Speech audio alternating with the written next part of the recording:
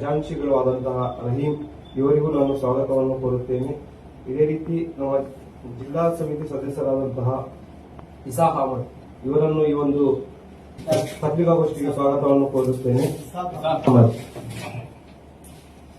ಇದೇ ರೀತಿ ಈ ಒಂದು ನಮ್ಮ ಪತ್ರಿಕಾಗೋಷ್ಠಿಯನ್ನು ಪ್ರಾರಂಭಿಸಲು ನಮ್ಮ ಜಿಲ್ಲಾ ಕಾರ್ಯದರ್ಶಿಗಳು ಆದಂತಹ ಇಮ್ರಾನ್ ಅಹಮದ್ ಇವರಿಗೆ ನಾನು ಕೇಳಿಕೊಳ್ಳುತ್ತೇನೆ. ನಮ್ಮ ಪತ್ರಿಕಾ ಮಿತ್ರರು ಮತ್ತು ಮಾಧ್ಯಮ ಮಿತ್ರರಿಗೆ ನಮ್ಮ social democratic party of India Shivamogga ಜಿಲ್ಲಾ ಸಮಿತಿ ವತಿಯಿಂದ ಆತ್ಮೀಯವಾಗಿ ಸ್ವಾಗತವನ್ನು ಕೊಡ್ತೇನೆ. ಇವತ್ತು social democratic party of India SDP ಪಕ್ಷವು ಒಂದು ಕಲ್ಯಾಣ ರಾಜ್ಯಕ್ಕಾಗಿ ಜನತಾ ಬಜೆಟ್ 2026 ಎಂಬ ಒಂದು ಬಜೆಟ್ ಹೇಗಿರಬೇಕು, ಕಲ್ಯಾಣ ಕರ್ನಾಟಕ ರಾಜ್ಯಕ್ಕಾಗಿ ಒಂದು ಪ್ರತಿಭಟನೆಯ ಮೂಲಕ ಸರ್ಕಾರದ ಈ ಒಂದು ಬುಕ್ ಅನ್ನು ಅವರಿಗೆ ನಾವು ನೀಡಿದ್ವಿ. ಇದರಲ್ಲಿ ಮುಖ್ಯವಾಗಿ ಇವತ್ತು ಸುದ್ದಿಗೋಷ್ಠಿ ಮಾಡುವಂತಹದ್ದು ಏನಂತ ಹೇಳಿದ್ರೆ, ಏನು ಈ ಬಜೆಟ್ ಇದೆ, ಈ budget social democratic party of India Shivamogga ಜಿಲ್ಲಾ ಸಮಿತಿ ವತಿಯಿಂದ ನಾವೇನು ಇವತ್ತು ಪ್ರಕಟಣೆ ಮಾಡ್ತಾ ಇದ್ದೀವಿ. ಈ ನಮ್ಮ ರಾಜ್ಯ ಸಮಿತಿಯವರು ಕರ್ನಾಟಕಕ್ಕಾಗಿ ಒಂದು ಮಾಡಿರುವಂತಹ ಒಂದು ಜನಪರವಾದ ಜನತಾ budget. Social democratic party of India SDP ಪಕ್ಷದ ವತಿಯಿಂದ ಕಲ್ಯಾಣ ರಾಜ್ಯಕ್ಕಾಗಿ ಜನತಾ ಬಜೆಟ್ 2026 ಭಾರತದ ಸಂವಿಧಾನದ ಆಶಯಗಳಾದ ಸಾಮಾಜಿಕ ನ್ಯಾಯ, ಆರ್ಥಿಕ, ರಾಜಕೀಯವಾಗಿ ಎಲ್ರಿಗೂ ಹಕ್ಕನ್ನು ನೀಡಬೇಕು. ಮತ್ತೆ ಇದೇ ರೀತಿ ಯುವಕರಿಗೆ ಒಂದು ಜಾಬ್ಗಳನ್ನು ನೀಡಬೇಕು. ಯಾವೆಲ್ಲ ಸರ್ಕಾರಿ ಹುದ್ದೆಗಳು ಖಾಲಿ ಇದ್ದಾವೆ ಆ ಸರ್ಕಾರಿ ಹುದ್ದೆಗಳನ್ನು ಭರ್ತಿ ಮಾಡಿ ಜನರಿಗೆ ಉದ್ಯೋಗವನ್ನು ಸೃಷ್ಟಿ ಮಾಡಬೇಕು ಅಂತ ಹೇಳಿ ಈ ಬಜೆಟ್ ಅಲ್ಲಿ ನಾವು ಕರ್ನಾಟಕ ಸರ್ಕಾರಕ್ಕೆ ನಾವು ಒತ್ತಾಯವನ್ನು ಮಾಡಿದ್ದೀವಿ. ಇದೇ ರೀತಿ ನಾವು ಗ್ರಾಮೀಣ ಭಾಗದಲ್ಲಿ ಏನು ಅಭಿವೃದ್ಧಿಗೆ ಒಂದು ಮೂಲೆ ಗುಂಪು ಮಾಡಿದ್ದಾರೆ, ನಮ್ಮ ಅರ್ಬನ್ ಒಂದು ಪ್ರದೇಶಗಳಲ್ಲಿ ಏನು ಡೆವಲಪ್ಮೆಂಟ್ಸ್ ಇದೆ, ಅದೇ ಸಮಾನವಾದ ಡೆವಲಪ್ಮೆಂಟ್ಸ್ ಗ್ರಾಮೀಣ ಭಾಗದಲ್ಲೂ ಕೂಡ ಮಾಡಬೇಕು ಅಂತ ಹೇಳಿ ಈ ಒಂದು ಬಜೆಟ್ ನಲ್ಲಿ ನಾವು ಒತ್ತಾಯವನ್ನ ಮಾಡಿದ್ದೇವೆ. ಇದೇ ರೀತಿ ಸಾರ್ವಜನಿಕ ಶಿಕ್ಷಣದ ಬಗ್ಗೆ ನಾವು ಕೂಡ ಅದರಲ್ಲಿ ಒಂದು ಒತ್ತಾಯವನ್ನು ಮಾಡಿದ್ದೀವಿ. ಜಿಲ್ಲಾ ಆಸ್ಪತ್ರೆ, ಸರ್ಕಾರಿ ಆಸ್ಪತ್ರೆಯಲ್ಲಿ, ತಾಲೂಕು ಸರ್ಕಾರಿ ಆಸ್ಪತ್ರೆಯಲ್ಲಿ ಏನೆಲ್ಲ ಕೊರತೆ ಇದೆ ಆ ಎಲ್ಲ ಕೊರತೆಗಳನ್ನು ನಿವಾರಣೆ ಮಾಡಿ ಸೂಕ್ತ ಚಿಕಿತ್ಸೆ ನೀಡುವಂತಹ ಒಂದು ಕ್ರಮ ಆಗಬೇಕು ಅಂತ ಹೇಳಿ ಈ ಬಜೆಟ್ನಲ್ಲಿ ನೀವು ಮಾಡಬೇಕು ಅಂತ ಹೇಳಿ ಕರ್ನಾಟಕ ಸರ್ಕಾರಕ್ಕೆ ನಾವು ಒತ್ತಾಯವನ್ನು ಮಾಡಿದ್ದೀವಿ. ಇದೇ ರೀತಿ ಶಿವಮೊಗ್ಗದಲ್ಲಿ ವಿಶೇಷವಾಗಿ ಮೆಗನ್ ಆಸ್ಪತ್ರೆ ಏನು ಸಿಮ್ಸ್ ಅಂಡರ್ ಅಲ್ಲಿ ಇದೆ, ಏನ್ ಮೆಗನ್ ಆಸ್ಪತ್ರೆ ಮೊದಲಿತ್ತು ಅದು ಪ್ರತ್ಯೇಕ ಒಂದು ಸರ್ಕಾರಿ ಜಿಲ್ಲಾ ಆಸ್ಪತ್ರೆ ಆಗಿತ್ತು. ಇವತ್ತೇನಾಗಿದೆ ಅಂತ ಹೇಳಿದ್ರೆ ಮೆಡಿಕಲ್ ಕಾಲೇಜಿನವರಿಗೆ ಒಂದು ಪ್ರಯೋಗಶಾಲೆಯಾಗಿ ಮಾರ್ಪಟ್ಟಿದೆ. ಇದು ಬಹಳಷ್ಟು ಗಂಭೀರವಾದ ವಿಷಯ. ಕೆಲವೊಂದು ಪ್ರಕರಣಗಳು ಎಂತಹ ನಡೆದಿದೆ ಅಂತ ಹೇಳಿದ್ರೆ 100 ಪ್ರಕರಣ ಶಿವಮೊಗ್ಗದಲ್ಲಿ ಮೊನ್ನೆ ಒಂದು 2 ತಿಂಗಳ ಹಿಂದೆ ನಡೆದಿದೆ. ಒಂದು ಗರ್ಭಿಣಿ ಮಹಿಳೆಗೆ ಏನು ವೈದ್ಯರ ನಿರ್ಲಕ್ಷ್ಯದಿಂದ ಕೊಡನ್ನು ಕಟ್ ಮಾಡಿರುವಂತಹ ಒಂದು ಪ್ರಕರಣದಲ್ಲಿ ಆ 8 ದಿನದ ಹೆಣ್ಮಗುವನ್ನು ಬಿಟ್ಟು ಅವರು ಸಾವನ್ನಪ್ಪಿರೋದು ಒಂದು ಖೇದಕರ ಘಟನೆ ಶಿವಮೊಗ್ಗದ ಮೆಗನ್ ಆಸ್ಪತ್ರೆಯಲ್ಲಿ ನಡೆದಿದೆ. ನಾವು social democratic party of India ವತಿಯಿಂದ ನಮ್ಮ ಜಿಲ್ಲಾಧಿಕಾರಿಗೂ ಕೂಡ ಈ ಒಂದು ವಿಷಯದ ಪರವಾಗಿ ನಾವು ಮಾತಾಡಿ ಮತ್ತೆ ಯಾರೆಲ್ಲ ಇದರಲ್ಲಿ ತಪ್ಪಿತಸ್ಥರಿದ್ದಾರೆ ಅವರಿಗೆ ಶಿಕ್ಷೆ ಆಗಬೇಕು, ಮತ್ತೆ ಯಾರು ಇದರಲ್ಲಿ ಸಾವನ್ನಪ್ಪಿದರೆ ಅವರ ಕುಟುಂಬಕ್ಕೆ ಸೂಕ್ತ ನ್ಯಾಯ ಮತ್ತೆ ಪರಿಹಾರ ನೀಡಬೇಕು ಅಂತ ಹೇಳಿ ನಾವು ಒತ್ತಾಯಿಸುತ್ತಾ ನಾವು ಮನವಿ ಕೂಡ ಕೊಟ್ಟಿದ್ದೀವಿ. ಮತ್ತೆ ಆ ಮನವಿಯಲ್ಲಿ ಇನ್ನೊಂದೇನಿದೆ ಅಂತ ಹೇಳಿದ್ರೆ, ಏನು ಸಿಮ್ಸ್ ಅಂಡರ್ ಅಲ್ಲಿ ನಮ್ಮ ಮೆಗನ್ ಆಸ್ಪತ್ರೆ ಹೋಗಿದೆ, ಇದನ್ನು ಸಿಮ್ಸ್ ಇಂದ ಹೊರತೆಗೆದು ಪ್ರತ್ಯೇಕ ಒಂದು ಜಿಲ್ಲಾ ಸರ್ಕಾರಿ ಆಸ್ಪತ್ರೆಯನ್ನ ಮಾಡಿ, ಮಲ್ಟಿ ಸ್ಪೆಷಾಲಿಟಿ ಆಸ್ಪತ್ರೆಯನ್ನ ಮಾಡಿ, ಏನ್ ಎಕ್ಸ್ರೇಗೆ ಮತ್ತೆ ಸ್ಕ್ಯಾನಿಂಗ್ ಎಲ್ಲ ದುಡ್ಡು ತಗೊಂತಾರೆ, ಹಣ ತಗೊಂತಾರೆ, ಬಡವರ ಹತ್ರ ಹಣ ಇರೋದಿಲ್ಲ, ಉಚಿತವಾಗಿ ನೀವು ಚಿಕಿತ್ಸೆ ನೀಡಿ ಅಂತ ಹೇಳಿ ನಾವು ಒತ್ತಾಯವನ್ನು ಮಾಡ್ತಿದ್ದೀವಿ. ಇದೇ ರೀತಿ ಎಲ್ಲಾ ತಾಲೂಕು ಆಸ್ಪತ್ರೆಗಳಲ್ಲಿ ವೈದ್ಯರ ಕೊರತೆ ಇದೆ. ಬಹಳಷ್ಟು ನೀವು ಪತ್ರಿಕಾದವರೇ ಬಹಳಷ್ಟು ವರದಿಗಳನ್ನು ಮಾಡಿದ್ದೀರಾ. ಏನು ನಮ್ಮ ಗ್ರಾಮೀಣ ಭಾಗದಲ್ಲಿರ್ಬೋದು, ತಾಲೂಕು ಭಾಗದಲ್ಲಿರ್ಬೋದು ಬಹಳಷ್ಟು ಸಮಸ್ಯೆಗಳು ಬಡ ರೋಗಿಗಳು ಅನುಭವಿಸ್ತಾ ಇದ್ದಾರೆ. ಅಲ್ಲಿ ಒಂದು ಏನಾದರೂ ಗಂಭೀರವಾದ ಒಂದು ವಿಷಯವಾದ್ರೆ ಅರ್ಜೆಂಟ್ ಆಗಿ ಶಿವಮೊಗ್ಗಕ್ಕೆ ಕಳಿಸ್ತಾರೆ, ಇಲ್ಲಾಂದ್ರೆ ಬೆಂಗಳೂರಿಗೆ ಕಳಿಸ್ಕೊಡ್ತಾರೆ. ಅಲ್ಲಿ ವೈದ್ಯರು ಇದ್ರೂ ಕೂಡ ಅವರು ಅಂತಹ ಒಂದು ಚಿಕಿತ್ಸೆ ನೀಡಲು ತಯಾರಿರುವುದಿಲ್ಲ. ಎಲ್ಲ ತಾಲೂಕು ಮಟ್ಟದಲ್ಲಿ ಮುಸ್ಲಿಂ ಸಮುದಾಯ ಭವನ ಮಾಡಿ ಮುಸ್ಲಿಂ ಜನಾಂಗಕ್ಕೆ ಒಂದು ಸಬಲೀಕರಣಕ್ಕಾಗಿ ಒಂದು ನಾಂದಿ ಹಾಡಬೇಕು ಅಂತ ಹೇಳಿ social democratic party of India ನಾವು ಒತ್ತಾಯವನ್ನು ಮಾಡ್ತೀವಿ.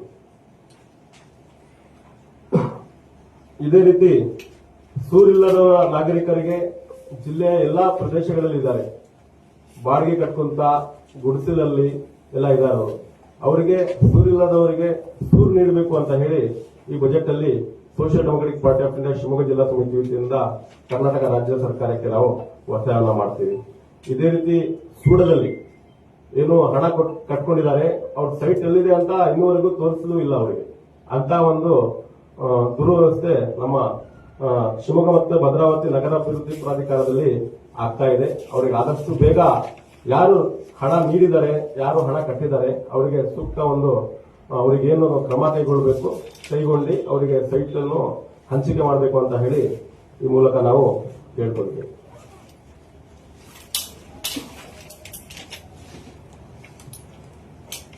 ಇದೇ ರೀತಿ ಶಿವಮೊಗ್ಗದ ಶಿಕಾರಿಪುರ ಮತ್ತು ಸವಳಂಗದಲ್ಲಿ ಅವೈಜ್ಞಾನಿಕ ಟೋಲ್ಗಳು ಬಹಳಷ್ಟು ಸಮಸ್ಯೆಗಳನ್ನು ಉಂಟು ಮಾಡ್ತಾ ಇದೆ. ಬಹಳಷ್ಟು ಹೋರಾಟಗಳು ಕೂಡ ಅಲ್ಲಿನ ನಾಗರಿಕರು ನಡೆಸಿದ್ರು ಕೂಡ ಈ ಸರ್ಕಾರ ಜುಮ್ಮಂತ ಇಲ್ಲ. ಕರ್ನಾಟಕ ಸರ್ಕಾರ ಇದರಲ್ಲಿ ಮಧ್ಯಪ್ರವೇಶಿಸಿ ಆದಷ್ಟು ಬೇಗ ಈ ಟೋಲ್ಗಳನ್ನು ತೆಗೆದುಹಾಕಿ ನಿಶುಲ್ಕ ಒಂದು ಸುಗಮ ಸಂಚಾರಕ್ಕೆ ಅನುವು ಮಾಡಿಕೊಡಬೇಕು ಅಂತ ಹೇಳಿ social democratic party of India ನಾವು ಒತ್ತಾಯವನ್ನು ಮಾಡ್ತೀವಿ. ಈ ಎಲ್ಲ ನಮ್ಮ ಜಿಲ್ಲೆಯ ಒಂದು ಬೇಡಿಕೆಗಳು, ಈ ಎಲ್ಲಾ ಬೇಡಿಕೆಗಳನ್ನು ಈಡೇರಿಸುವಂತೆ social democratic party of India Shivamogga ಜಿಲ್ಲಾ ಸಮಿತಿ ವತಿಯಿಂದ ಕರ್ನಾಟಕ ರಾಜ್ಯ ಸರ್ಕಾರಕ್ಕೆ ಈ ಪತ್ರಿಕಾಗೋಷ್ಠಿ ಮೂಲಕ ನಾವು ಒತ್ತಾಯವನ್ನು ಮಾಡ್ತೇವೆ.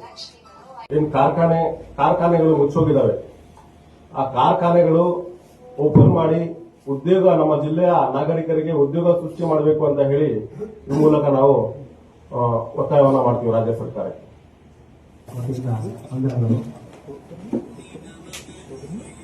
ಕಲ್ಯಾಣ ರಾಜ್ಯಕ್ಕಾಗಿ ಬಜೆಟ್ ಅನ್ನೋ ಒಂದು 20 ಅಂಕಿಅಂಶಗಳ ಒಂದು ಪುಸ್ತಕವನ್ನು ನಾವು ಬಿಡುಗಡೆ ಮಾಡಿ ಹಾಗೂ ಬೆಂಗಳೂರು ನಗರಾದ್ಯಂತ ಇದ್ರ ಬಗ್ಗೆ ವಿಚಾರವನ್ನು ಹಂಚಿಬಿಟ್ಟು ಎಲ್ಲ ಕಡೆ ಬಿಡುಗಡೆ ಮಾಡಿ ಪ್ರಸಾರ ಮಾಡ್ತಾ ಇದ್ದೀವಿ. ಮುಖ್ಯ ಅಂಶವಾಗಿ ಆರೋಗ್ಯ ಭಾಗ್ಯ ಅಂತ ಒಂದು ಇದೆ. ಪ್ರತಿಯೊಬ್ಬರು ಆರೋಗ್ಯದಲ್ಲಿ ಭಾಗ್ಯದಲ್ಲಿ ಆರೋಗ್ಯ ಆಗಿದೆ. ಆಸ್ತಿ ಇದ್ದೋ ಶ್ರೀಮಂತ ಅಲ್ಲ, ಆರೋಗ್ಯ ಇದ್ದೋ ಶ್ರೀಮಂತ ಅನ್ನೋ ಅಂಕಿಅಂಶಗಳನ್ನ ನಾವೆಲ್ಲ ಪ್ರತಿದಿನ ನೋಡ್ತಾ ಇದ್ದೀವಿ, ಕೇಳ್ತಾ ಇದ್ದೀವಿ. ಹಾಗೂ ಶಿಕ್ಷಣ ಇರೋದ್ರಿಂದ ಒಂದು ಹೆಣ್ಣೊಂದು ಕಲಿತರೆ ಊರೊಂದು ನಾಂದಿ ಆಯಿತು ಅನ್ನೋ ಒಂದು ಗಾದೆ ಮಾತನ್ನು ನಾವೆಲ್ಲ ಕೇಳಿದ್ದೀವಿ.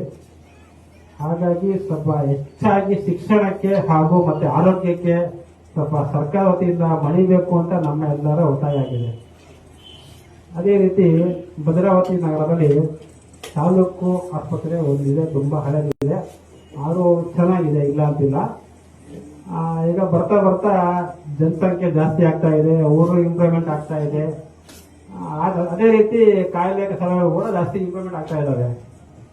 ಈ ವಿಚಾರವಾಗಿ 1ನೇ ವಾರದಲ್ಲಿ ನಮ್ಮಲ್ಲಿ ಪ್ರೊಟೆಸ್ಟ್ ಮಾಡಿ ಇದ್ರ ಬಗ್ಗೆ ಸಮಸ್ಯೆ ಬಗ್ಗೆ ನಾವಲ್ಲಿ ಒಂದು ಮನವಿ ಪತ್ರ ಎಲ್ಲ ತಹಸೀಲ್ದಾರ್ಗೆಲ್ಲ ಕೊಟ್ಟಿದ್ವಿ. ನಾವೆಲ್ಲೊಂದ್ ಕಡೆ ಕೇಳಿದ್ವಿ, ಸಿಟಿ ಬಿಟ್ಟು ಒಂದು 3-4 ಕಿಲೋಮೀಟರ್ದಲ್ಲಿ ಭದ್ರಾ ಕಾಲೋನಿ ಅನ್ನೋ ಒಂದು ಜಾಗದಲ್ಲಿ ಸ್ಯಾಂಕ್ಷನ್ ಆಗಿದೆ, 9 ಎಕರೆ ಸ್ಯಾಂಕ್ಷನ್ ಕಟ್ಟಬೇಕು ಅಂತ ಇದೀವಿ ಅಂತ ಶಾಸಕರು ಹೇಳಿದ್ರು. ನಾವೆಲ್ಲ ಕೇಳಿದ್ವಿ. ನಾವು ಇದನ್ನು ಕೇಳಿ 3 ವರ್ಷ ಆಗ್ತಾ ಬಂತು. ಅದ್ರ ಬಗ್ಗೆ ಎಲ್ಲೂ ಗುದ್ಲಿ ಪೂಜೆ ಇಲ್ಲ, ಬರೀ ಬಾಯಿ ಮಾತಲ್ಲಿ ಹೇಳಿ ಜನರಿಗೆ ಕಣ್ಣಿ ಹೊಸ ಕೆಲಸ ಮಾಡ್ತಾ ಇದಾರ ಹೇಗೆ ಅನ್ನೋದು ಕೂಡ ಗೊತ್ತಾಗ್ತಿಲ್ಲ ಸರ್ಕಾರಗಳು. ಹಾಗಾಗಿ ಫಸ್ಟ್ ಆರೋಗ್ಯಕ್ಕೋಸ್ಕರ ಒಂದು ಮಣಿಬೇಕು ಅಂತ ಹೇಳಿ ತಾಲೂಕು ಆಸ್ಪತ್ರೆ ಮಾಡಬೇಕು, ಸ್ಕ್ಯಾನಿಂಗ್ ಸೆಂಟರ್, ಸಿಟಿ ಸ್ಕ್ಯಾನಿಂಗು, ಸಾಧ್ಯ MR ಸ್ಕ್ಯಾನಿಂಗ್ ಎಲ್ಲ ಸ್ವಲ್ಪ ಒತ್ತುವರಿ ಮಾಡಿಬಿಟ್ಟು ಅದ್ರ ಬಗ್ಗೆ ಸ್ವಲ್ಪ ಗಮನ ಜಾಸ್ತಿ ಕೊಡಬೇಕು ಅಂತ ನಾವು ಈ ಮಾಧ್ಯಮ ಮುಖಾಂತರ ಸರ್ಕಾರಕ್ಕೆ ಮನವಿ ಮಾಡ್ತಾ ಇದ್ದೀವಿ. ಜೊತೆಗೆ ನಮ್ಮ ಪ್ರಧಾನ ಕಾರ್ಯದರ್ಶಿ ಹೇಳಿದ ಹಾಗೆ 2 ಕಾರ್ಖಾನೆ ಮುಚ್ಚೋಗ್ಬಿಟ್ಟಿದೆ. ಒಂದು ಕಾರ್ಖಾನೆ ವಿಶ್ವೇಶ್ವರಯ್ಯರ ಕನಸಿನ ಕೂಸು ಅಂತಾನೆ ಬಿಲ್ಪಟ್ಟಿದೆ. ಚಾಮರಾಜೇಂದ್ರ ಒಡೆಯವರ ಕಾಲದಲ್ಲಿ ಸ್ಥಾಪನೆ ಆಗಿರ್ತಕ್ಕಂಥ ಕಾರ್ಖಾನೆ ಅದೀಗ ಸಂಪೂರ್ಣವಾಗಿ ಬಂದ್ ಆಗಿದೆ. ಅದ್ರ ಬಗ್ಗೆ ಎಲ್ಲ ಮೊನ್ನೆ ತರಳವಾಳು ಹುಣ್ಣಿಮೆಯಲ್ಲಿ ಪ್ರಸ್ತಾವ ಮಾಡಿದ್ದಾರೆ. ಮುಂದೆ ಏನಾಗುತ್ತೆ ಬಿಡುತ್ತೆ ಗೊತ್ತಿಲ್ಲ. ಆದ್ರೂ ಒಂದು ಕಾರ್ಖಾನೆಯಲ್ಲಿ 20,000 ಜನ ಕೆಲಸ ಮಾಡ್ತಾರೆ. ಅಲ್ಲಿ ಕಾರ್ಖಾನೆ ಮರುಸ್ಥಾಪನೆ ಆಗ್ತಾ ಇದೆ. ಆ 20,000 ಜನ ಕೆಲಸ ಮಾಡಿದ್ರೆ ಎಷ್ಟು ಕುಟುಂಬಗಳು ಅದರಿಂದ ತಮ್ಮ ಹೊಟ್ಟೆ ಬರೆ ಎಲ್ಲ ನೋಡ್ಕೋಬಹುದು. ಅದೊಂದು ಕಾರಣಕ್ಕೋಸ್ಕರ ಸ್ವಲ್ಪ ಅವರದನ್ನ ಆದಷ್ಟು ಬೇಗ ಶೀಘ್ರವಾಗಿ ಅದನ್ನ ಓಪನ್ ಮಾಡಬೇಕು ಅಂತ ನಾವು ಈ ಪತ್ರಿಕಾಗೋಷ್ಠಿ ಪ್ರಕಾರ ಒತ್ತಾಯ ಮಾಡ್ತಾ ಇದ್ದೀವಿ. ಹಾಗೂ MPM ಕಾರ್ಖಾನೆ, ಸಕ್ಕರೆ ಮತ್ತು ಪೇಪರ್ ಕಾರ್ಖಾನೆ, ಅದು ಕೂಡ ಎಷ್ಟೋ ನಮ್ಮ ಈ ಮಧ್ಯಾಹ್ನ ಕೇಳ್ತಾ ಇದ್ದೀವಿ. ಮತ್ತೆ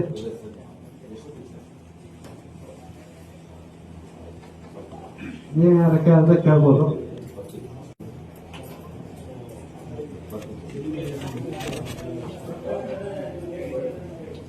ಇದರಲ್ಲಿ ರಾಜ್ಯದ ಕಲ್ಯಾಣಕ್ಕಾಗಿ SDP ಹಕ್ಕೋತ್ಸವ ಒಂದನೇದು, ಎರಡನೇದು ಸಾರ್ವಜನಿಕ ಶಿಕ್ಷಣ. ಕೆಲವೊಂದು ಸಾರ್ವಜನಿಕ ಶಿಕ್ಷಣಕ್ಕೆ ನಾವು ಒತ್ತಾಯವನ್ನು ಮಾಡಿದ್ದೀವಿ, ಮತ್ತೆ ಸಾರ್ವಜನಿಕ ಆರೋಗ್ಯಕ್ಕಾಗಿ ನಾವು ಒತ್ತಾಯ ಮಾಡಿದ್ದೀವಿ, ಅಲ್ಪಸಂಖ್ಯಾತರ ಕಲ್ಯಾಣಕ್ಕಾಗಿ ನಾವು ಒತ್ತಾಯ ಮಾಡಿದ್ದೀವಿ, ಅದೇ ರೀತಿ ಹಿಂದುಳಿದ ವರ್ಗದ ಕಲ್ಯಾಣಕ್ಕಾಗಿ ನಾವು ಒತ್ತಾಯ ಮಾಡಿದ್ದೀವಿ, ಸಮಾಜ ಕಲ್ಯಾಣಕ್ಕಾಗಿ ನಾವು ಒತ್ತಾಯ ಮಾಡಿದ್ದೀವಿ, ನಗರಾಭಿವೃದ್ಧಿ ಮತ್ತು ಪೌರಾಡಳಿತ ಇದರ ಬಗ್ಗೆ ಕೂಡ ನಾವು ಈ ಪುಸ್ತಕದಲ್ಲಿ ನಾವು ಒತ್ತಾಯವನ್ನು ಮಾಡಿದ್ದೀವಿ. ಇದೇ ರೀತಿ ಮಹಿಳಾ ಮತ್ತು ಮಕ್ಕಳ ಕಲ್ಯಾಣ ಇಲಾಖೆಗೆ ಬೇಕಾದಂತಹ ಒಂದು ಒತ್ತಾಯ ಕೂಡ ನಾವು ಮಾಡಿದ್ದೀವಿ. ಕಾರ್ಮಿಕ ಕಲ್ಯಾಣಕ್ಕಾಗಿ ನಾವು ಇದರಲ್ಲಿ ಒತ್ತು ಕೂಡ ನೀಡಿದ್ದೀವಿ.